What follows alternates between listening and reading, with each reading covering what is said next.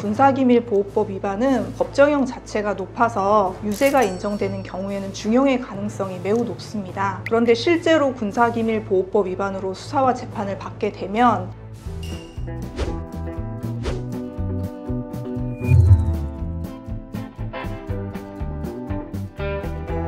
안녕하세요. 법무법인 발을정 군인방위산업센터의 김민지 변호사입니다.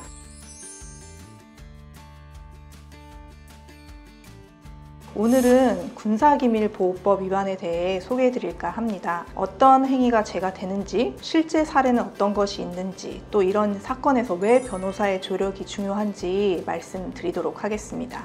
먼저 군사기밀이란 무엇일까요? 군사기밀보호법 제2조는 군사기밀을 군사상 비밀에 해당하는 문서, 도화, 전자기록, 물건 또는 지식정보라고 정의하고 있습니다. 그런데 중요한 점은 군사기밀은 반드시 비밀로 지정되어야만 성립하는 것이 아니라는 것입니다. 대법원 판례는 비밀로 공식 지정되지 않았더라도 그 내용이 군사상 국가의 안전 보장에 중대한 영향을 줄 수 있고 일반에 알려지지 않은 사실이면 군사기밀에 해당한다라고 판시하고 있습니다. 즉 문서가 비밀로 지정되지 않더라도 1급 비밀, 2급 비밀, 3급 비밀, 대외비 이런 식으로 지정되지 않더라도 실질적으로 군사상 보호가 필요한 사항이라면 군사기밀로 취급됩니다. 법원은 형식보다는 실질을 중요하게 보는 것이죠. 그럼 다음으로 군사기밀보호법 위반의 범죄 유형에 대해서 말씀드리도록 하겠습니다. 먼저 제10조 군사기밀보호조치 위반입니다. 군사기밀을 보관 관리하는 사람이 적절히 보호조치를 하지 않은 경우인데요. 예를 들면 군사기밀 문서를 지정된 금고에 넣지 않고 개인 서랍에 보관을 했다든지, 아니면 군사기밀 자료를 파기할 때 규정된 절차가 있는데 그 절차를 거치지 않았을 때, 또는 비밀 취급 인가가 없는 사람에게 그 비밀을 보여주거나 전산망에 무단 저장한 경우, 이런 경우가 이 조문에 해당할 텐데요. 즉 군 내부의 군사기밀 관리 의무를 위반한 경우를 말합니다. 보통 누설이나 간첩 행위처럼 비밀이 외부로 직접 흘러나가지 않더라도 관리 소홀 자체만으로도 처벌할 수 있는 규정이라고 할 수 있습니다. 과거의 군사법원 사건 중에서 군사비밀 문건을 집으로 가져간 사례에서 탐지 수집까지는 인정되지 않았지만 보호조치 위반으로 재판을 받게 된 사례가 있었습니다. 다음으로 11조 군사기밀의 탐지 수집입니다. 말 그대로 군사비밀을 몰래 알아내거나 모으는 행위를 말합니다. 예를 들면 허가 없이 군사시설 사진을 촬영한다든지 접근 제한 구역에 들어가서 부대 배치도를 확보하는 경우라고 할 수 있는데요. 단순히 복사, 촬영, 출력, 수첩 등에 옮겨 적는 것만으로도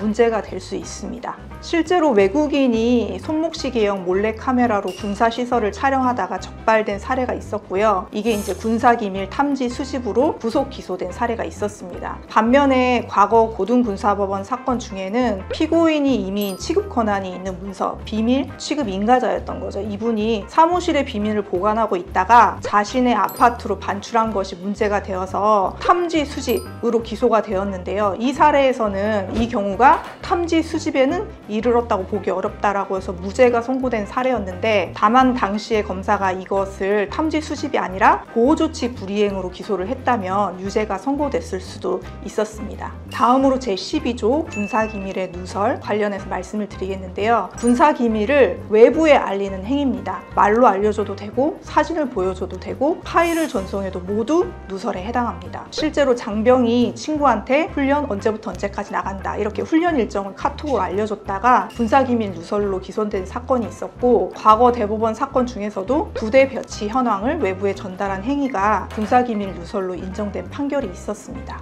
다음으로 13조 업무상 군사기밀 누설입니다. 이것은 장교, 부사관, 군무원처럼 비밀 취급 인가를 가지고 있는 사람이 자기가 보유하고 있는 비밀을 누설했을 때 가중처벌되는 조항이라고 할 수 있습니다. 대법원 판례는 업무상 군사기밀 취급자를 직무상 군사기밀에 접근, 관리할 수 있는 지위에 있는 사람으로 해석을 하고 있습니다. 형량은 3년 이상 유기징역으로 매우 무겁습니다. 군인 등 강제추행이 1년 이상의 유기징역으로 되어 있는 걸로 봤을 때 때 업무상 군사기밀 누설 같은 경우는 형량이 훨씬 더 높죠. 과거 대법원 사건 중에서 국무원이 신형 무기 개발 계획을 외부에 전달했던 일로 업무상 취급자로서 가중처벌 받았던 사례가 있었습니다. 지금까지 말씀드렸던 범죄 유형별로 처벌 수위를 좀 말씀드려보면 제10조 보호조치 위반의 경우에는 1년 이하의 징역 또는 금고, 11조 탐지 수집은 10년 이하의 징역, 그다음에 12조 누설의 경우에는 고의 누설인 경우에는 무기 또는 5년 이상의 징역, 그다음에 과실 누설인 경우에는 3년 이하의 징역 또는 벌금, 그다음에 13조 업무상 누설의 경우에는 3년 이상의 유기징역에 처하도록 규정하고 있습니다. 앞서 말씀드린 것처럼 군사기밀보호법 위반은 법정형 자체가 높아서 유죄가 인정되는 경우에는 중형의 가능성이 매우 높습니다. 그런데 실제로 군사기밀보호법 위반으로 수사와 재판을 받게 되면 이게 군사기밀에 해당하는지 여부 자체가 다루어지는 경우가 아주 많습니다. 특히 이게 비밀로 지정된 것이 아니라고 하면 군사기밀에 해당하는지 여부에 대한 다툼이 있을 수밖에 없겠죠. 또 단순 보호조치 불이행인지 더 나아가서 이것을 탐지 수집에 해당하는지도 쟁점이 될 수 있고, 누설의 경우에도 고의인지 과실인지의 여부에 따라서 법정형의 차이가 크기 때문에 고의성 여부에 대해서 다툼이 있을 수도 있습니다. 그 다음에 업무상 군사기밀 취급자도 판례 해석으로 그 개념이 정립되어 있기 때문에 군사기밀 취급자에 해당하는지에 대한 다툼도 있을 수 있습니다. 이런 쟁점은 전문적인 법리 검토가 없이는 방어하기가 매우 어렵습니다. 따라서 변호사가 개입해서 수사 초기부터 대응 전략을 세우는 것이 필수적이라고 하겠습니다.